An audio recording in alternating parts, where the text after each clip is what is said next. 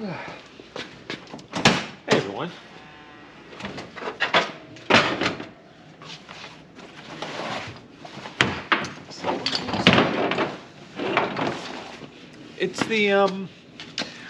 It's the day after the Rabid Racoon. It's Sunday. I worked yesterday, and now I need to finish getting some of the stuff out of the truck and bring some wood up to the house so we have enough wood for the next week or so. Hopefully we'll get some nicer weather by then. But yeah, so the event went really well. With a large event like that, there's still some logistical problems, and with the aid station I at being so remote, it was hard for the race officials and stuff to get out there and bring supplies, that kind of stuff. But we managed. We made some runs, and it went pretty well. So let me get some of this stuff out of my truck.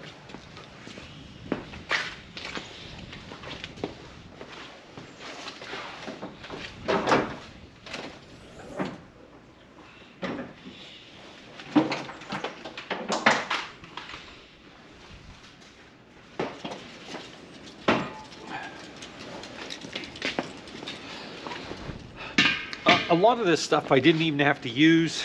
We did use my propane tank. The guys had a propane tank for their tent, but they were afraid that they were going to run out. So while we were there, they used my propane to kept the heater running on full blast so they could get some heat in the enclosed tent, and a lot of the runners would come in and warm themselves up. But yeah, that came in handy. Taking my own propane helped. We didn't use my heater. We just used the one they had.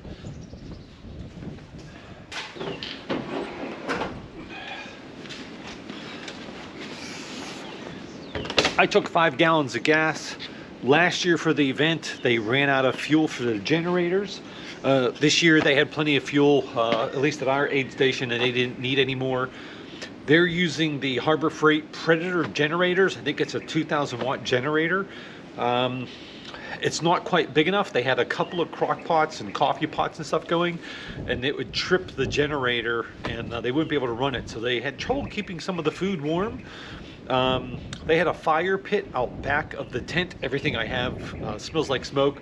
My eyes are actually a little puffy. They're a little irritated because of the smoke, even this morning, because it obviously kept blowing right on me.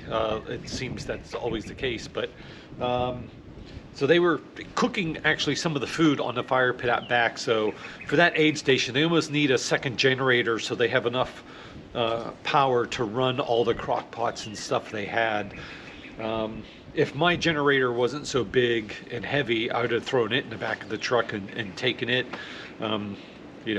if that was a possibility. So my recommendation for that station next year is to have a second generator to run all the crock pots and stuff they had. But other than that, everything else went pretty well. They had plenty of food. The hit food, they got some pierogies. And they were cooking pierogies, and you should have saw the runners would light up when they came in and said, "Hey, we've got chicken noodle soup, potato soup, we got pierogies," and they'd go, "Pierogies?" And we even had runners coming in going, "Hey, we heard you have pierogies," and it was pretty funny. Everybody was all so excited about eating pierogies, and it was easy for the runners to eat. They would just grab a couple and just eating them by hand, and they'd even grab some and eat them as they took off again. I think I mentioned last night that a lot of runners dropped out right around the 53 mile mark. That was the third lap around the park. And when the temperatures dropped, it was really cold. I was kind of shocked. Some runners didn't even have leg coverings. They had bare legs, they were in shorts, and they were out, running. Obviously, some of them got really cold.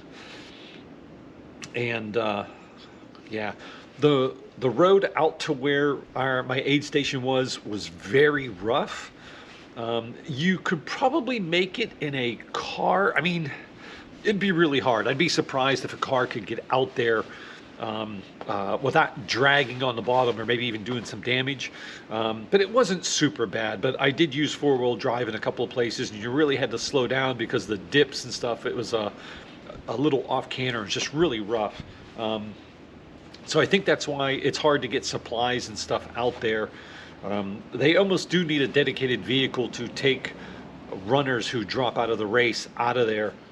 Some of the runners had to wait, 30 minutes to an hour to get a ride out to the main aid stations where they could get back to their cars and that kind of stuff. So let me finish doing a little more of this, and then we'll talk some more. So they had pop-up shelters there with walls on it. The shelter they had was actually pretty nice. I actually didn't use the shelter very much. We were outside most of the time. With I layered properly. I had basically this suit on, this Carhartt jacket and pants that I've had forever. I did put a puffy coat underneath. I actually had my long sleeve ham radio 2.0 shirt underneath that. But I was actually pretty warm. The only thing that got a little cold were my hands, and I had taken some mittens with me, and I threw some hand warmers in the mittens, and that helped out a lot. After that, I really wasn't that cold. If I had to write or do anything, I would take my mitten off and work that way. But yeah, so I really didn't need the heat. Even today, it's like 20 degrees out right now, and I'm really not cold. My hands are cold only because I have leather work gloves on, because I need to take wood up to the house. But it wasn't that bad. The runners, though, they were cold. They were coming in cold, as you can imagine. Once the sun went down, the temperatures really dropped. One thing I didn't know is the runners, some of them used headlamps, and they had headlamps, but it was more common. They had a big battery a big light mounted to their waist that shined light out that way. And they said it provided less shadows when they're running. They were able to see better. Plus, they could wear a bigger light down there than just a little headlamp. So a lot of them had a big light on their waist that they were running with. But the event went good. There were some people that actually we had medical concerns because they were so cold. I mean, they had trouble talking, were shivering really bad. I actually never sat down like the whole event. We were busy. We had a bunch of fun people to work with at my aid station. A bunch of ex-military guys that were pretty funny. They were fun to be around, and they did a great job. The runners came in, man, they were like a pit crew. They're like, we got soup, we got potato, we got pierogies, we got water. They would like be filling their water bottles and helping the runners out as much as they can and getting them back on the road. One runner actually left the aid station and forgot their trekking poles. A lot of them were using trekking poles because it was so muddy and slippery.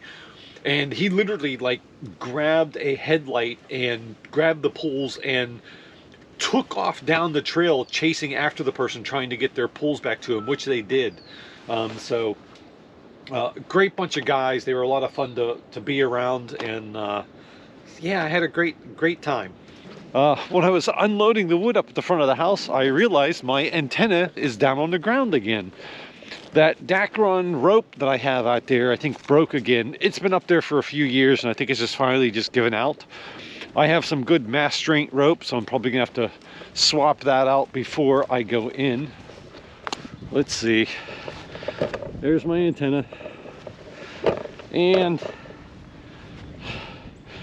the Dacron rope broke again. So I think it's just, it's been up too long. It's been up for a couple of winters, actually. And I've tied knot after knot in it. But I'm gonna have to get the throw line out and get the antenna back up in the air. It's stuck on this tree right here, but it's not bad. I think I can pull it down. It's a shame I had all this Dacron, but it's been out here a long time and it keeps breaking. You can see where I've tied it back together over and over again. But I think it's just time to get rid of it completely. I bought this. I bought a big spool of mass strength line. This is 4mm, which I think is a great thickness.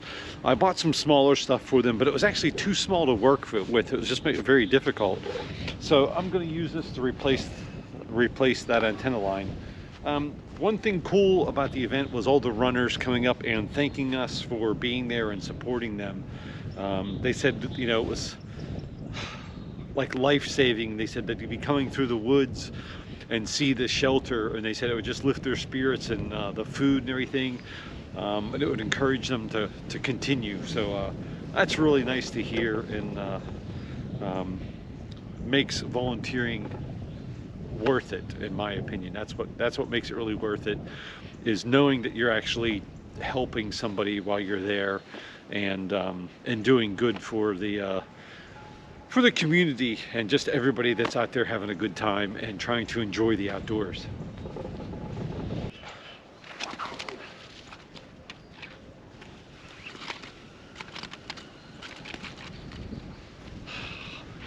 That was plenty high enough, but I'm over a very small branch up at the top, so I think I'm gonna have to pull it back and rethrow.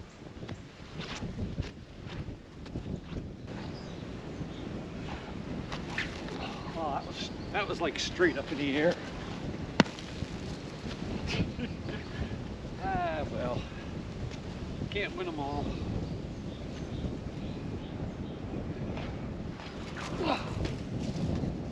That was good. Right through the center of the tree. Perfect. I'll take that.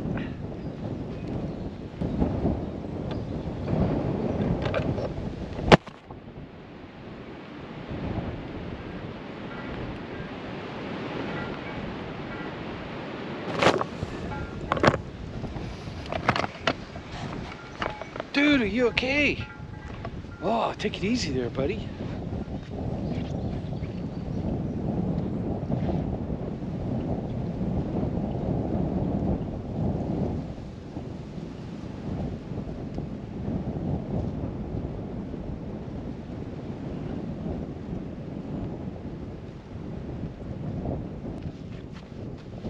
Back up, looks good, plenty high enough, nice and tight up the very top of that tree.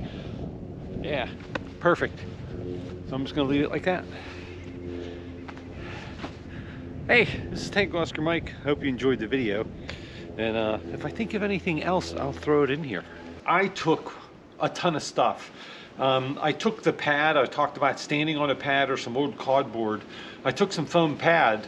I didn't need it. Where we were, there were so many leaves on the ground that we were standing on big piles of leaves, and it was insulating from the ground.